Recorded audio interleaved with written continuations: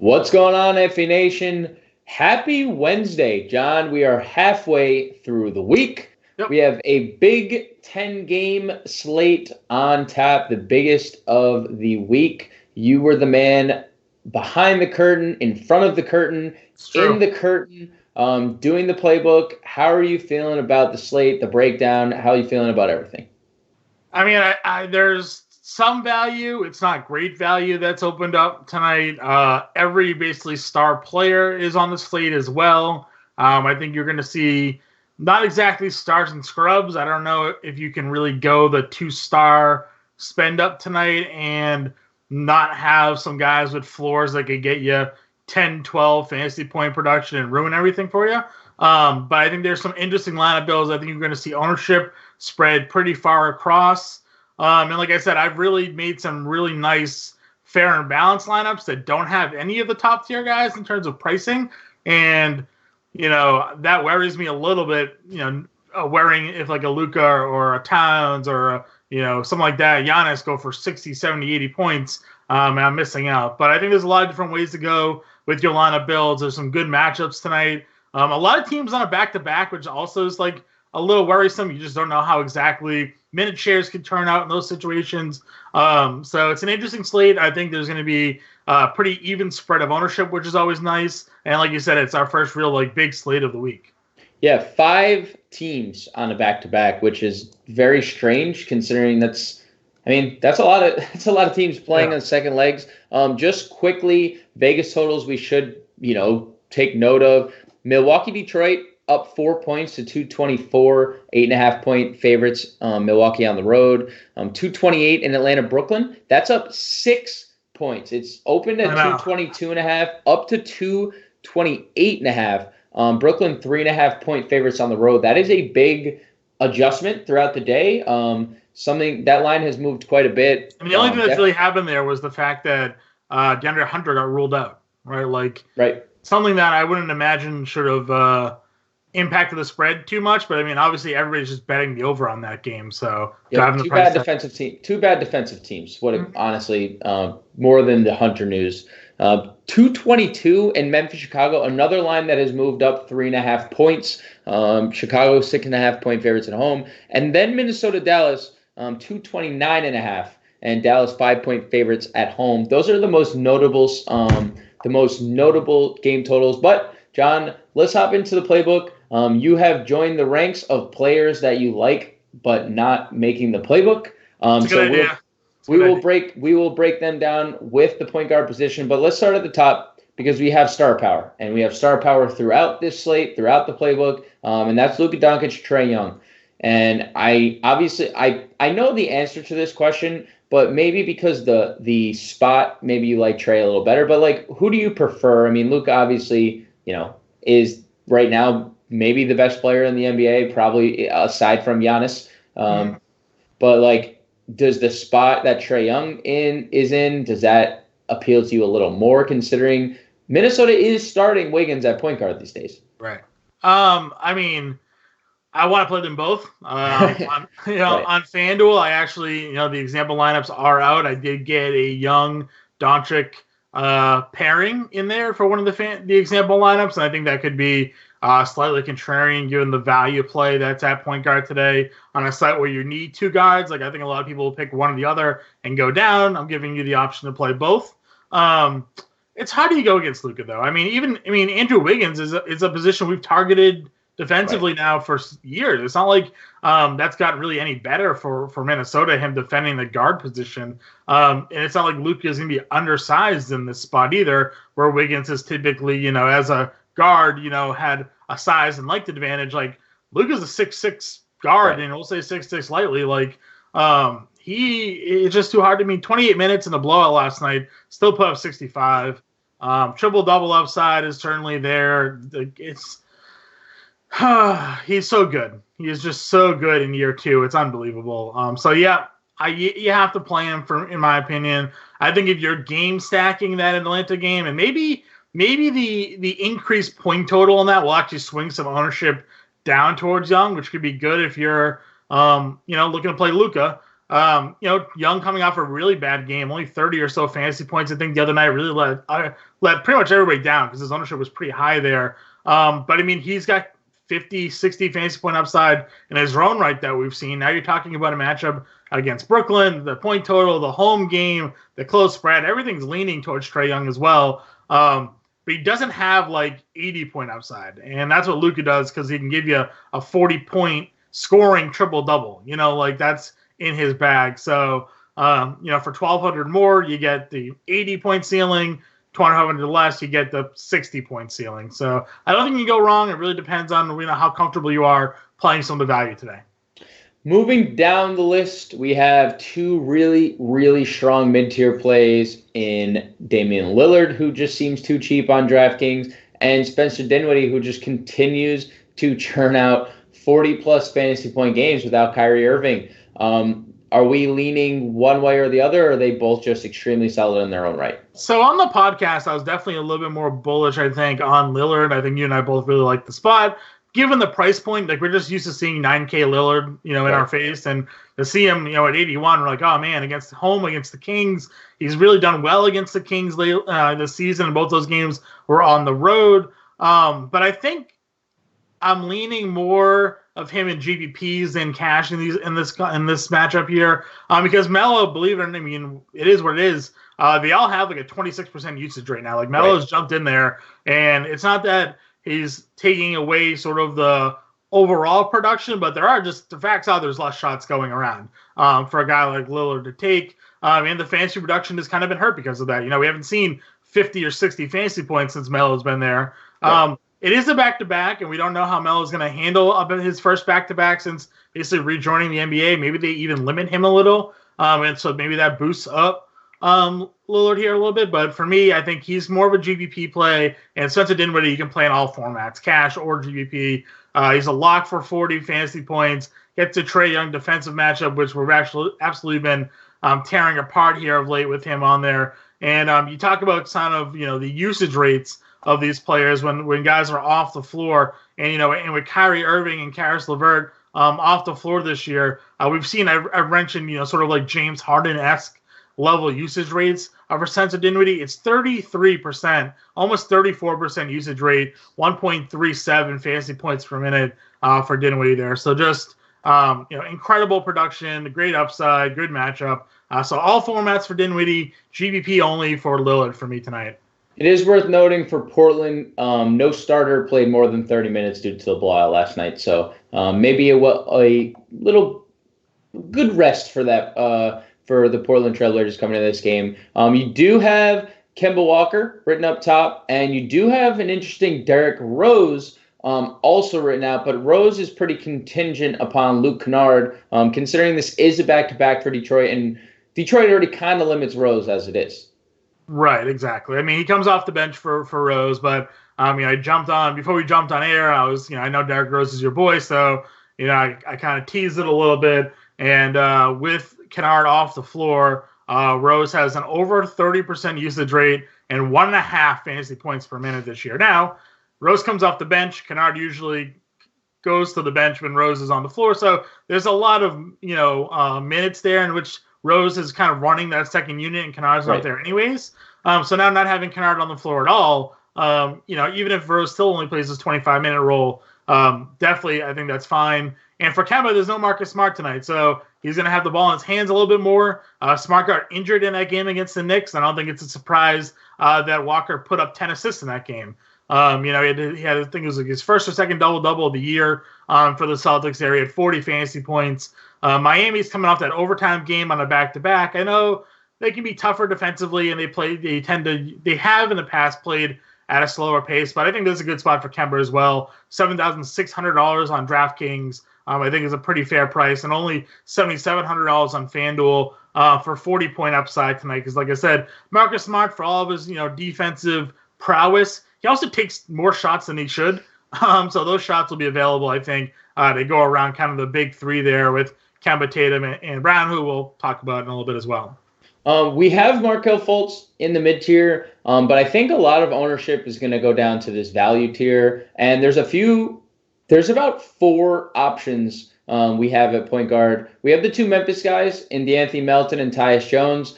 We have Emmanuel Mudiay, and we have Chris Dunn, who's entered the starting lineup for the Bulls, still under 5K on both sides.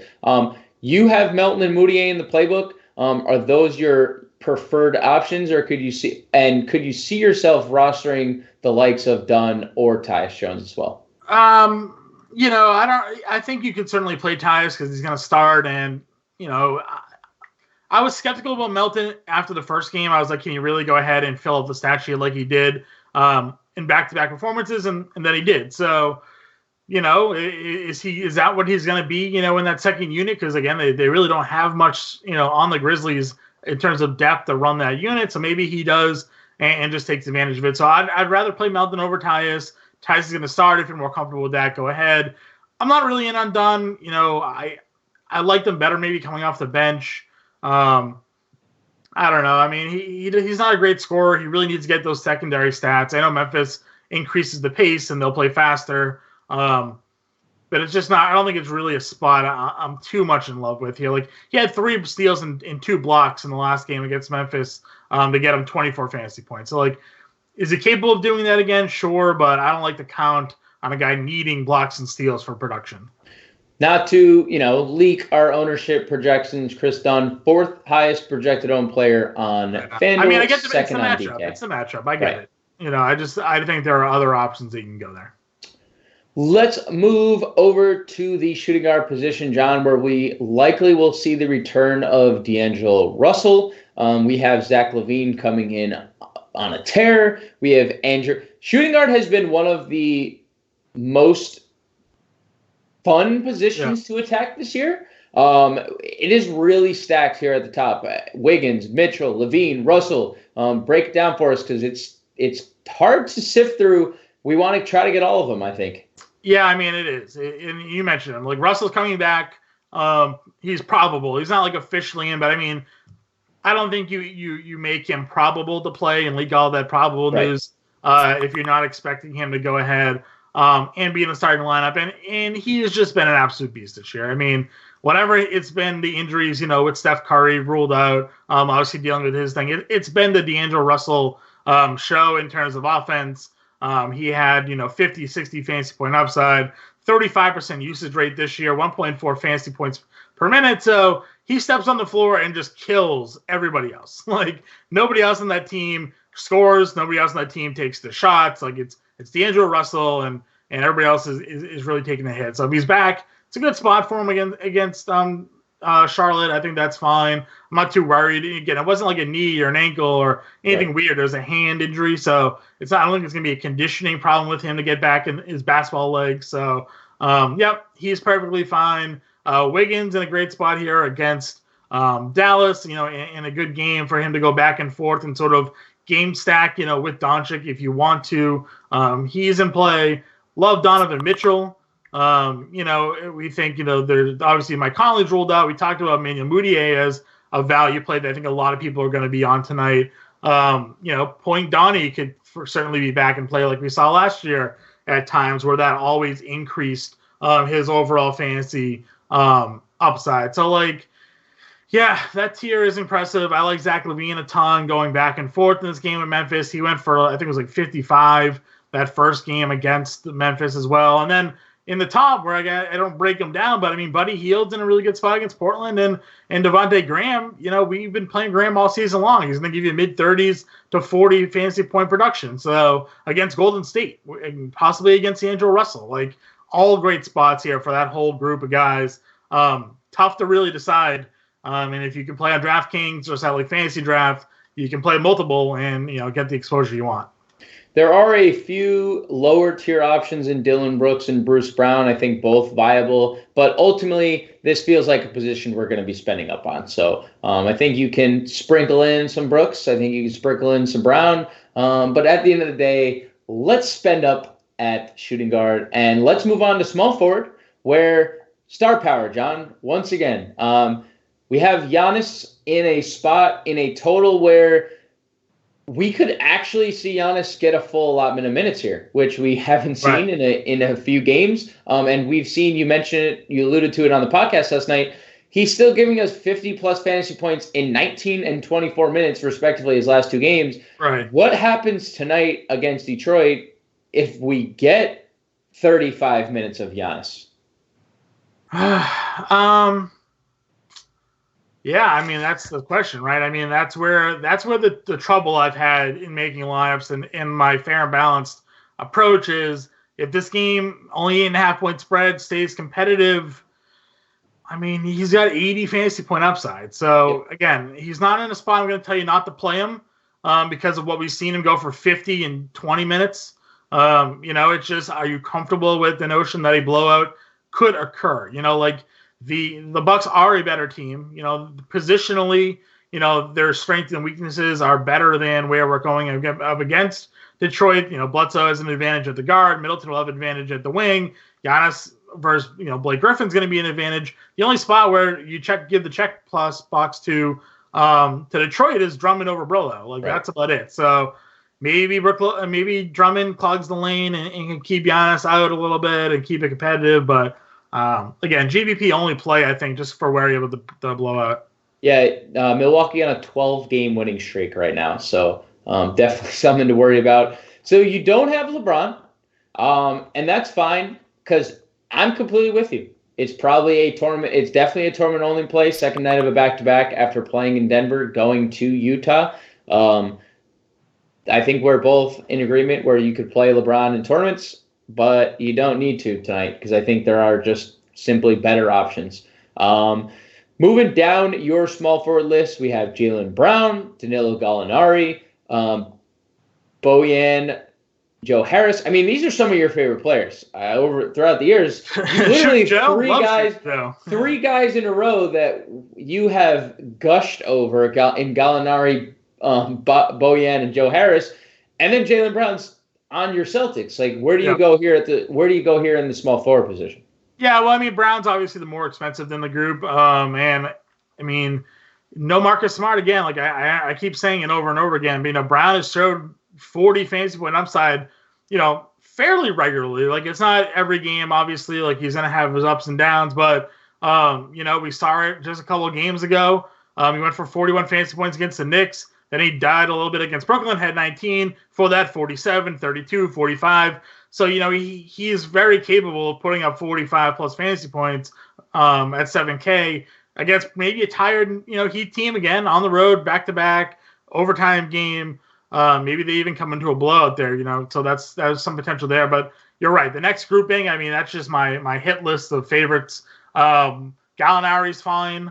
Going up against Sabonis, I think his offense is going to be good. A good cash game play. Bojan against the Lakers, I'm fine with that as well. LA coming off that back-to-back. Playing in Denver last night, going into Utah, which is a really tough back-to-back for teams to go up against.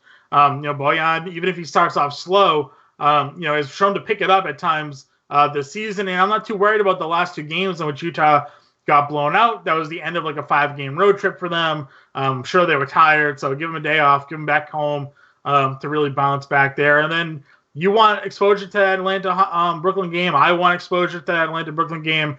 Well, you have Joe Harris here, who after a slow start to the season is really started to pick it up. You look over 30 fantasy points in 4 of his last 5 games now, and even if you look back over his last 10, it's 7 of 10 where he's gone for at least 27. So he's really on key right now in terms of his scoring and a great matchup here. So some more names we have here.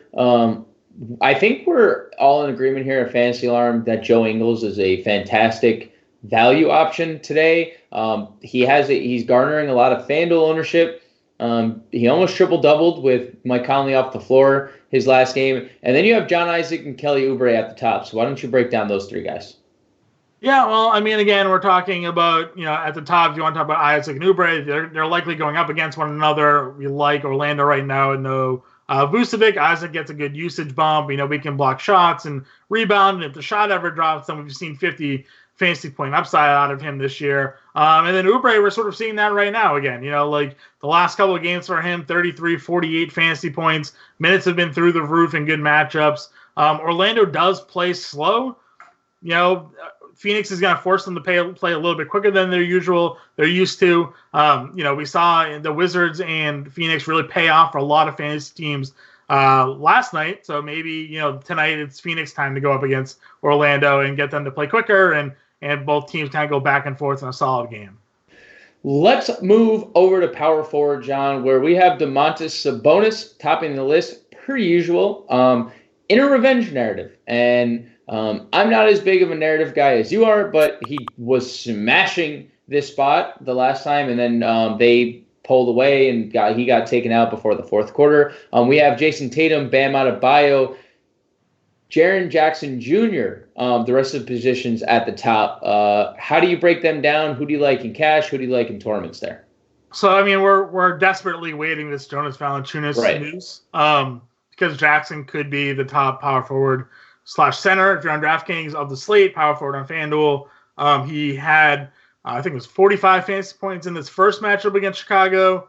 We saw him do that against the Pacers the other night. With no Valanciunas on the floor, just dominated that matchup. For me, he's a GPP play.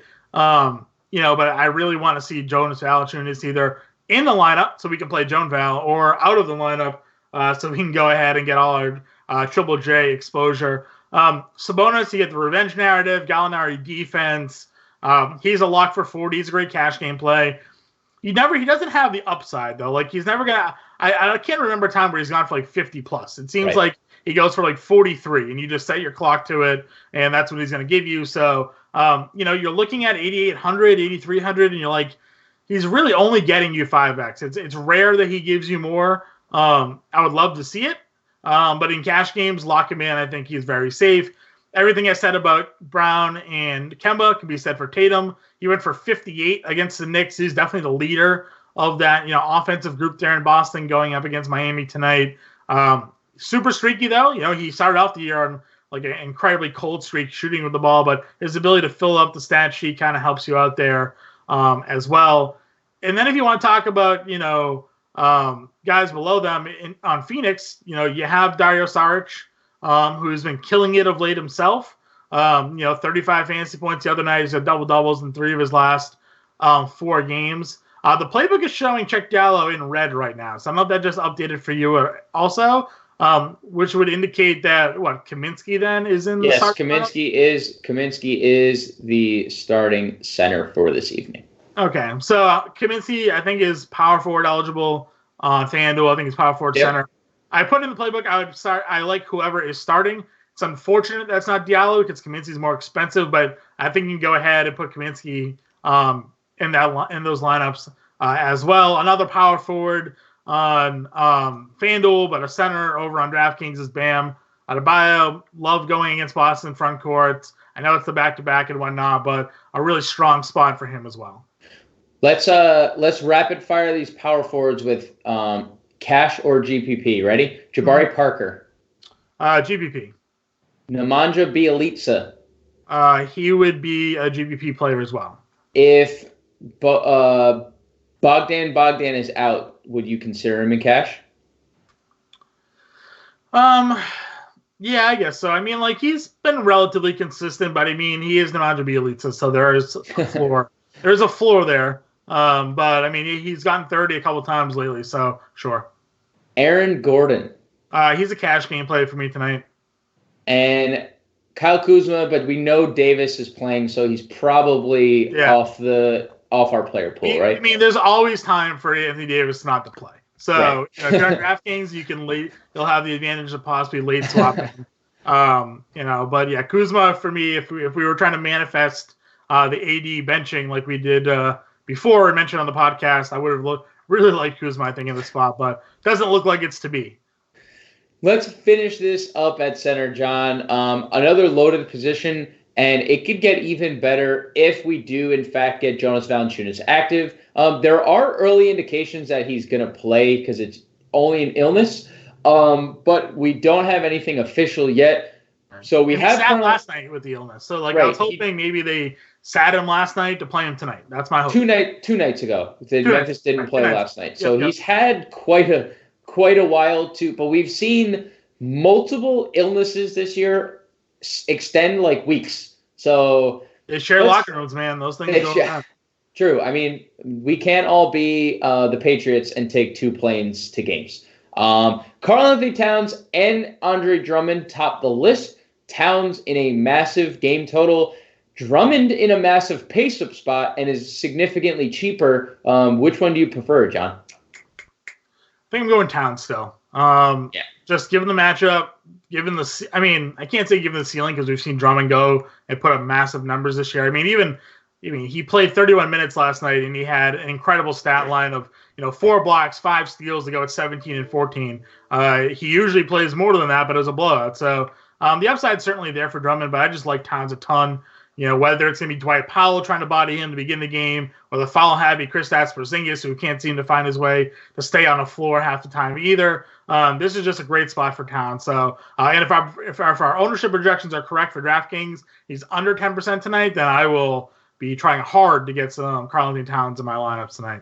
What you just said about Porzingis makes it even more amazing what Luka Doncic is doing. That's why he's doing it. There's nobody else. Currently 4th in the Western Conference, by the way.